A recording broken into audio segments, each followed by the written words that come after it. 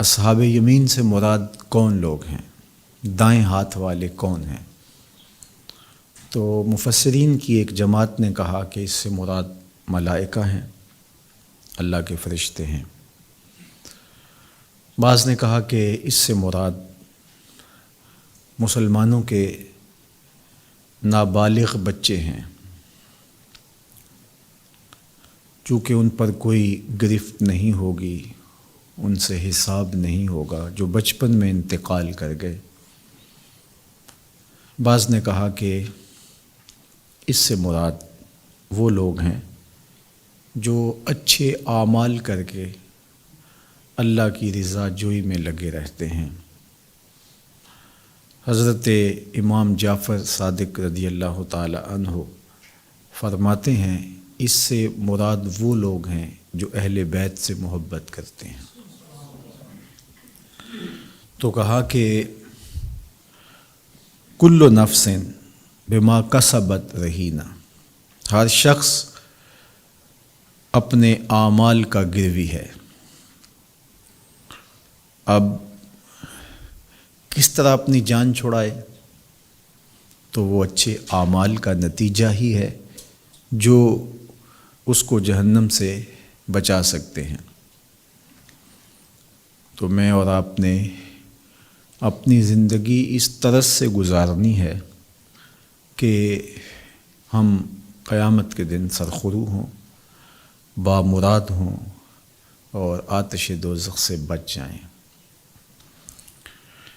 تو اصحاب یمین میں ہمارا نام شامل ہو جائے، دائیں ہاتھ والے لوگوں میں ہم شامل ہوں، اور یہ دائیں ہاتھ والے لوگ خوش نصیب لوگ ہیں۔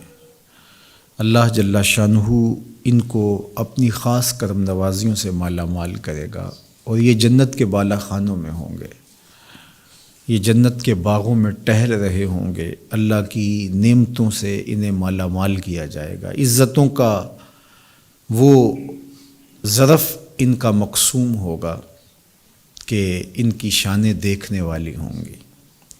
دوسری جانب جہنم کی آگ میں کچھ لوگ جل رہے ہوں گے، چونکہ جان تو پھنسی ہوئی ہے، ہر جان تو گروی ہے، تو اچھے اعمال کے بدلے میں جس نے اپنی جان چھڑا لی اس کی جان تو چھوٹ گئی، اور جو کچھ پیش ہی نہ کر سکا جان چھڑانے کے لیے تو پھر وہ تو آتش دوزخ میں جائے گا۔ تو یہ جنت والے جنت سے اہل دوزخ کو دیکھیں گے، اور قرآن بتاتا ہے کہ یتساءلون عن المجرمین، وہ مجرمین سے سوال کریں گے، ان سے پوچھیں گے ما سلککم فی سقر، تم جہنم میں کن اعمال کی وجہ سے آئے ہو، کیا کرتوتیں تھیں کہ جن برے اعمال نے تمہیں جہنم میں داخل کر دیا۔ تو اہل جنت مزے میں ہوں گے، اور جنت اور دوزخ کا بہت فاصلہ ہے، لیکن بغیر کسی ظاہری آلے کے اللہ تعالیٰ جل شانہ اہل جنت کو اہل جہنم کے عذابوں اور ان کی تکلیفوں کا حال دکھائے گا۔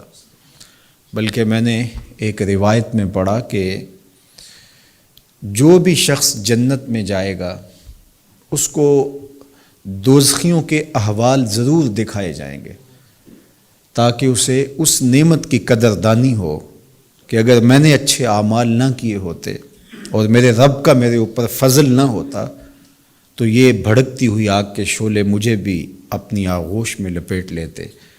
تو جب تکلیفیں دیکھنے کے بعد خوشی ملتی ہے تو وہ دوبالا ہوتی ہے، اس لیے جس کو بھی جنت میں بھیجا جائے گا اس کو جہنم کے عذاب ضرور دکھائے جائیں گے۔ اسی طرح جس کو جہنم میں بھیجا جائے گا اس کو جنت کی نعمتوں کا نظارہ کروایا جائے گا، تاکہ انہیں اور حسرت ہو کہ اگر ہم اللہ کے احکام کو مان لیتے، اس کے حکموں کی تعمیل کرتے، تو آج اس ماحول میں نہ ہوتے، سخت آگ میں دائیں بائیں آگے پیچھے اوپر نیچے 6 سمتوں میں آگ ہی آگ۔ اور یہ دنیا کی آگ تو جلا دیتی ہے، لیکن آتش دوزخ جسموں کے ساتھ چپک جائے۔ اب جنت والے جہنمیوں کو دیکھیں گے، اور جب دیکھیں گے تو ان سے سوال کریں گے اور پوچھیں گے ما سلککم فی سقر، تم بتاؤ تم جہنم میں کیوں آئے، کون سا وہ عمل تھا جو تمہیں جہنم لے آیا؟ تو وہ جو جواب دیں گے وہ سنیے، اور میں اور آپ اپنا محاسبہ کریں اور اپنے اعمال کی درستگی کے لیے کوشاں ہو جائیں۔ قالو، اہل دوزخ بتائیں گے، لم نک من المصلین، ہم نماز نہیں پڑھا کرتے تھے۔ آج آتش دوزخ میں جلنے کا سبب یہ ہوا کہ ہم رب کے حضور سر بسجود نہیں ہوتے تھے، ہم اس کے حضور جھکتے نہیں تھے، ہمیں توفیق نماز نہیں تھی۔ اللہ اکبر! تو نماز دخول جنت کی ضامن ہے، اور نماز کو ترک کرنا جہنم میں جانے کا ذریعہ اور سبب ہے۔ میرے اور آپ کے آقا و مولا حضور ختم المرتبت صلی اللہ علیہ وآلہ وسلم نے ارشاد فرمایا، اول ما یحاسب بہ العبد یوم القیامہ الصلاۃ، قیامت کے دن بندے سے سب سے پہلا پوچھا جانے والا سوال نماز کا ہوگا۔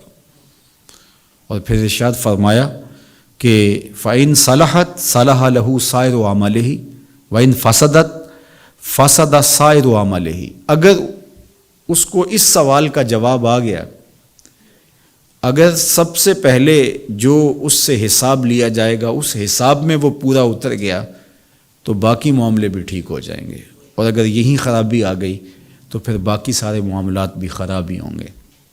تو پہلا پوچھا جانے والا سوال نماز کا ہے۔